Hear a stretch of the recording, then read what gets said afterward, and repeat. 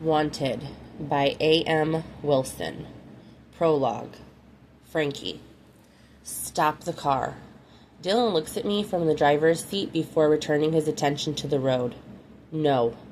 I've changed my mind. I don't want to do this with you. A sudden burst of courage wraps around my muscles and bones, swathing me in a newfound defiance. I want to go back home. Knock it off, Frankie. You're just scared. Scared, tired, hopeless. Check, check, check. I'm all of those things, but I'm also desperate. Desperate to get out of this car. Desperate to leave Dylan and his broken promises once and for all. I rub a finger over the trim of my white lace on my dress.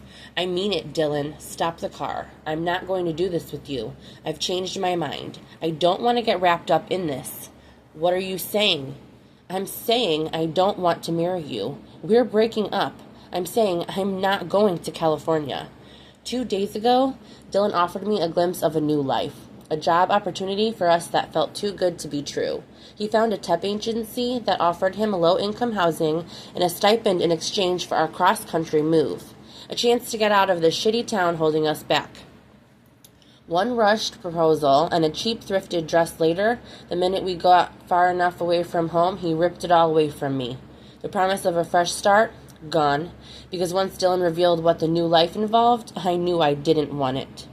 I swore to myself after the way I was raised, the way I was forced to grow up so young, and everything my parents did in secret, I'd live a straight life. No drugs, no drinking, no illegal shit.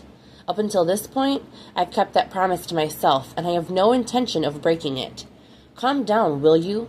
I am calm, I bite out, the anger buzzing through my veins like a swarm of agitated wasps. Stop the car.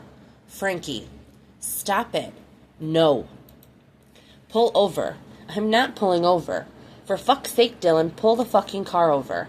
God damn it, just shut the fuck up.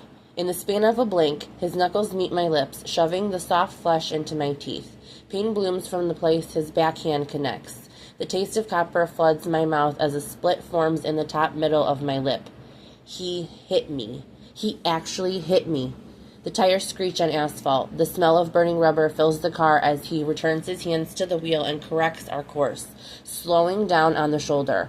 His hard stare flicks back to the road and a heavy sigh leaves his lips. I'm sorry. The obligatory apology after physically attacking one's supposed love of their life. How cliché. Go to hell, I spit. Blood trickles from my lip.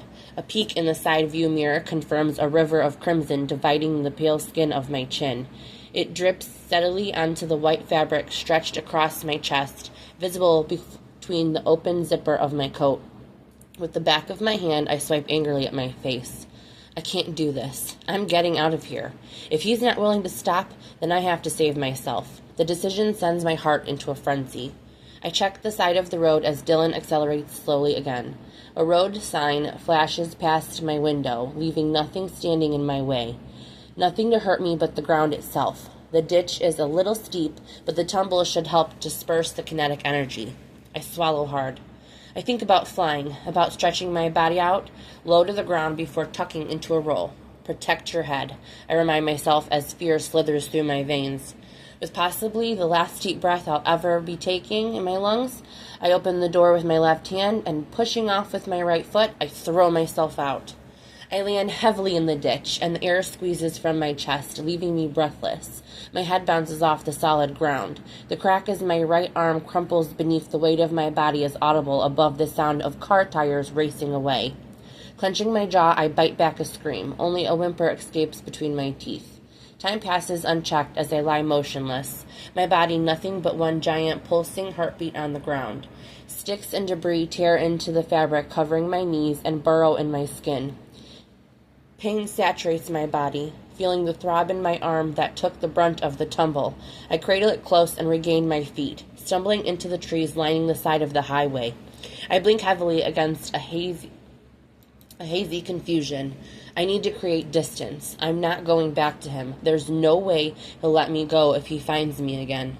I stagger through the puddles left over from melting snow, half running, half stumbling over hidden branches and rocks on the terrain. Pain and fear hinder the breath in my lungs. I wrap my coat tighter around my body despite the sweat I've worked up because I know I'll need the heat once I stop moving. The wet areas on my clothes from landing on the damp ground will freeze as the temperature drops. Half dressed at best, I can only be grateful I chose a dress with a long skirt to keep my legs covered. Tears stick to my cheeks, icy and biting in the cool Minnesota spring air. I keep going, moving as fast as I can until I come to a fence. Glancing behind me, I pause and catch my breath. There's no sign of Dylan. No indication that he stopped the car to pursue me on foot. If I wasn't flooded with adrenaline, I'd realized it's not in Dylan's nature to stop. He never cared enough about me to inconvenience himself and never needed as much as I thought I needed him. Never needed me as much as I thought I needed him. But I'm not thinking clearly right now. Not when I'm this scared and in this much pain. So I keep moving as if he's only steps behind. The fence is a wire mesh material with wooden posts, not exactly easy to slip my foot into and climb up with only one good arm. I walk the perimeter for a while, searching for an entry point, but whoever owns this fence must maintain it because I can't find a single flaw I can use to crawl through, which means I have to go over, with only one working arm. Gritting my teeth against the pain and chill, I traipse down a little farther. My stomach recoils at the thought of the broken bone and the fresh burst of pain with every move. I sway on my feet as the horizon tilts. Squeezing my eyes shut in an attempt to reset my equilibrium, I let out a steady breath. When I open them again, determination rises to get me over this fence. I scan every section of metal as I pass, begging for something to help me. The hum of tires approach on the nearby road indicate I'm run out of time. Shit.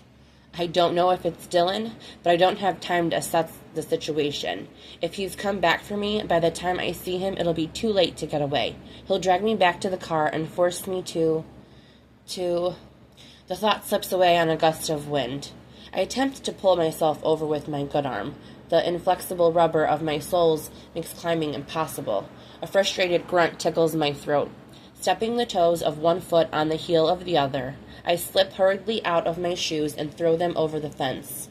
Within seconds, the freezing cold water soaks through my socks and numbs my feet.